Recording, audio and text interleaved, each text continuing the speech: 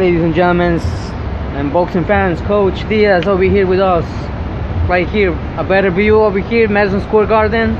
Welcome back again, Coach. Thank you. It's a pleasure being here in New York. You know, I love coming to New York. There's always good people, great hospitality here. You know, every time I come to New York, boxing fans here are great supporters, and you know, I love it. You know, that's why when I come to New York, I'm always happy. Thank you. You know, it's likewise when it comes from my behalf. You know, having yourself over here, and of course, you know, other coaches. You know, all around the world. I'm gonna say, because New York is a base. It's a place where a lot of fighters comes over here. The Mecca of boxing. People were, you know, they fought in the past, made history. In your hands, you have, you know, a talented kid that his name is Israil, the Dream Madrimov. What are the fight fans expecting for Saturday night? Well, Israil is a very talented kid, physically strong, mentally strong. He's a very athletic as well, and as a fighter, he's a well-rounded fighter. Defense, offense, he switches lefty, righty, and he hits hard with both hands. That's something that he carries. He carries power on both hands, but most of all, he's a very charismatic kid. He's a fan-friendly kid, very humble, very respectful, and he's gonna be a great future champ for the fans, because that's what the people like to see. They want to see a kid with a lot of attributes, and that's being humble, hardworking kid, respectful, and fan-friendly, and that's what he has. We expect a great fight Saturday. Why? Because Alejandro Barrera, an experienced fighter who's fought some of the best fighters out there. He fought Carlos Adames, and I was in the opposite corner at the time. I was with Adames, and then he fought Eddie Gomez. I was with Eddie Gomez at the time, which I thought Eddie Gomez won the fight, but he lost. So I've seen Barrera fight a few times. His only knockout loss was to Earl Spence. That's what makes it exciting for us, because not even Carlos Adames knocked him out.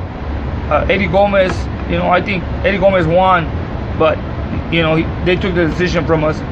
But I think Alejandro Barrera is a great test for Israil Madrimov, with only 3 fights, coming into his 4th fight. But it's going to be a great, exciting fight, because styles make fights. I think Israel's style and Alejandro's style is going to make a great fight for the fans Saturday night. And most of all, being a co-feature on the Triple G card is going to be great. Excellent. When it comes, you know, 2 different styles, you already explained, you know, of the opposite side. When these fighters, they already been in your corner. You've been, you know, training them in the past. You already know what is expecting, you know, Israel. So I think that's gonna be fireworks if it comes, you know, like 2 styles, like Mexican. And of course, you know, in your behalf, you teach every fighter as a, you know, fighting as a Mexican style. I've seen that in other fighters, which is excellent.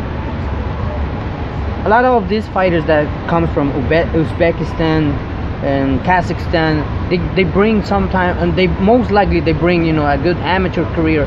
What do you think, you know, now that a lot of people, you know, are criticizing a professional boxer going in the Olympics, like I think 2020, and fight, you know, against these amateur people? I don't agree with it. I honestly think I don't get involved in that type of politics, but in my opinion, I'm not with it. I'm not in favor of that. I think that once you're an amateur and you leave the amateurs to become a professional fighter, you should just stay a professional fighter. And going back and competing against younger fighters that are still amateurs, it's a big disadvantage. So I just think it's unfair. It's unfair for somebody that has already turned pro and has professional fights going back to an amateur show. You know, I just think it's a disadvantage, and in my opinion. But you know, nowadays they try to work in different ways with amateurs and pros, and there's reasons why. I don't know, only they know. I just focus on training fighters. I really don't get involved a lot on the politics and the new rules and the new changes they got. But in my opinion, I really don't agree with it.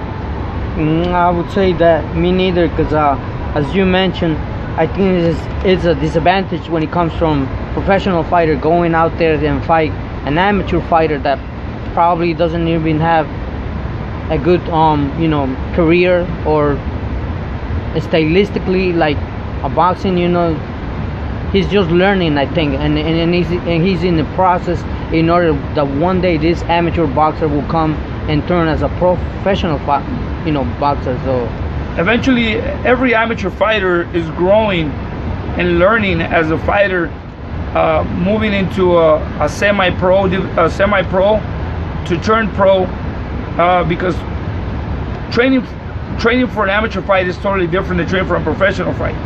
I mean, you gain more confidence, you learn more experience, because you're gonna fight more rounds. The training is different. The venues are different. I mean, obviously, when you go to a fight, I mean, you got a lot of fans watching you fight, but it's not the same. I mean, there's always networks, TV. There's promoters, there's recruiters, and that's the way it is. In amateur shows, it's totally different than professional shows, and that's the reason why a professional fighter should just be a professional fighter, and amateur fighters should, stay amateur until they turn pro, but don't take a step back and go back to amateurs when you're already a professional fighter. I definitely agree with you, Coach. I don't know what's really behind all these politics, all these topics or new rules that people wants to bring in and allow boxers to go out there and fight amateur fighters, which is I consider this disadvantage. Well, it is a disadvantage in experience, because amateurs is just amateurs, and pros, they were amateurs, so they got amateur experience and professional experience. I think it's a big disadvantage. Yes, it is, Coach.